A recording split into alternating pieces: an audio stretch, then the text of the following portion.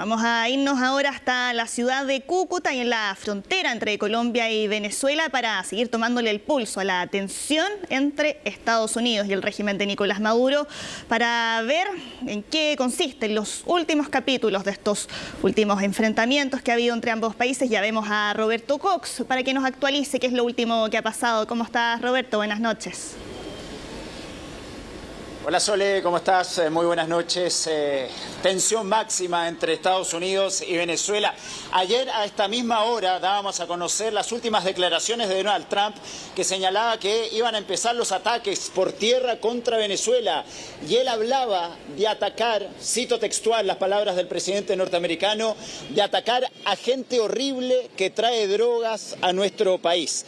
Ya habíamos visto semanas anteriores cómo Estados Unidos atacó las denominadas narcolanchas, incautaron un importante buque petrolero, pero a primeras horas de este sábado se registraron sobrevuelos de aeronaves norteamericanas sobre territorio venezolano y esto coincide justamente con las amenazas de Donald Trump el día de ayer. Acá tengo la lista registrada por el portal internacional de seguimiento aéreo llamado Flight Radar 24, que señala que durante esta jornada sobrevolaron cielos venezolanos, dos cazas FA-18F Super Hornet de la Fuerza Aérea de Estados Unidos y dos aviones de guerra electrónica EA-18G Growler. Los primeros aviones que les mencioné son aviones de ataque y los segundos son aviones especializados en guerra electrónica. Su función principal es bloquear, interferir o neutralizar sistemas de defensa antiaérea. Esos fueron los aviones que sobrevolaron cielo venezolano y escuchen bien el siguiente dato porque llama muchísimo la atención. Volaron a muy pocos kilómetros de la isla de La Orchila. Ustedes se preguntarán, ¿qué es esta isla? Bueno, es la isla que usa nada más y nada menos que Nicolás Maduro como refugio y donde estarían uno de sus principales búnkers para refugiarse en caso de ataque. A muy pocos kilómetros de esta isla sobrevolaron estas aeronaves norteamericanas. Veamos la siguiente nota con detalles de lo ocurrido durante el día de hoy con esta tensión máxima entre Estados Unidos y Venezuela.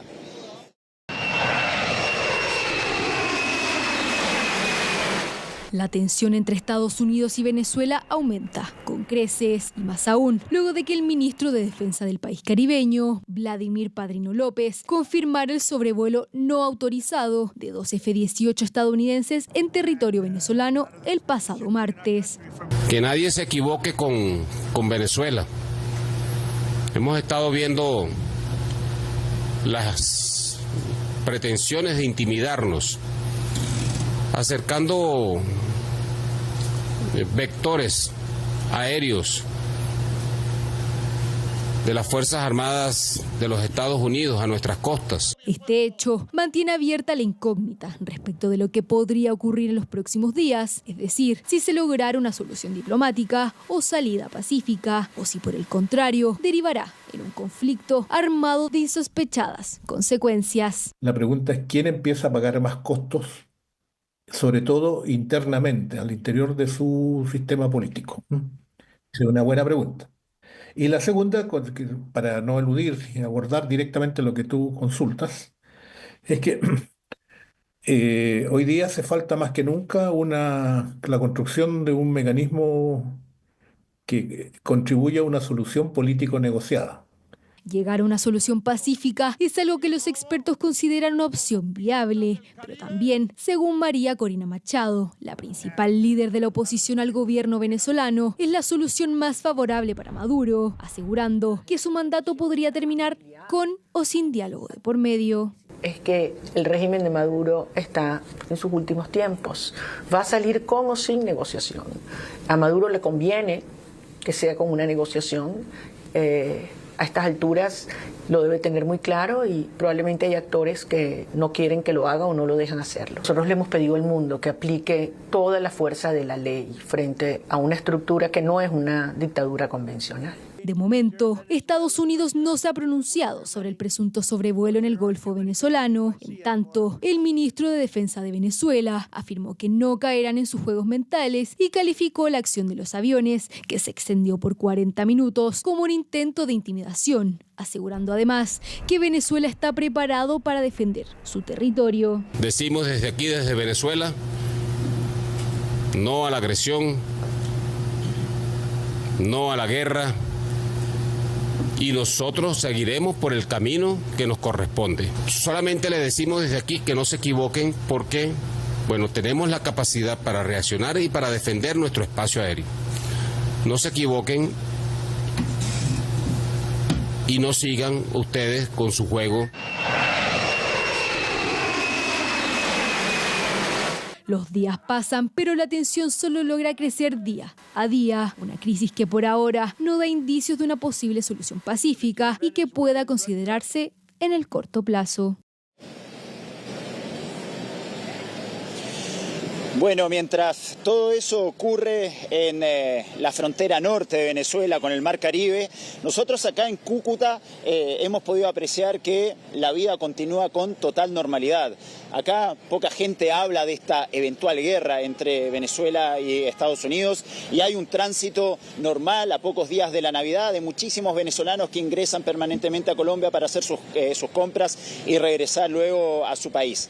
Algún que otro altercado ha habido en la frontera. Ayer mencionábamos que hubo intercambio de disparos en el famoso puente internacional Simón Bolívar, donde un operativo de la policía terminó con intercambio de disparos con bandas dedicadas al contrabando. A muy poquitos metros de este puente ya aparecen lo que acá llaman las trochas, que son los lugares justamente donde hay contrabando de distintos artículos y también del narcotráfico. Bien, hubo intercambio de disparos y en medio de todo esto también hay colombianos que viven en Venezuela, que buscan regresar a su país y que han tenido problemas con la Guardia Nacional venezolana, como por ejemplo el caso de Cristóbal, un joven colombiano que nos encontramos ayer de casualidad en la frontera y que denunció lo siguiente. Presten mucha atención a la siguiente historia, porque forma parte de muchas denuncias de quienes pasan por estos controles, denuncias de coimas, de pedido de coimas de parte de la policía, de sobornos, de plata que deben pagar algunos extranjeros para poder sortear estos controles militares del lado venezolano. Escuchemos la historia de Cristóbal.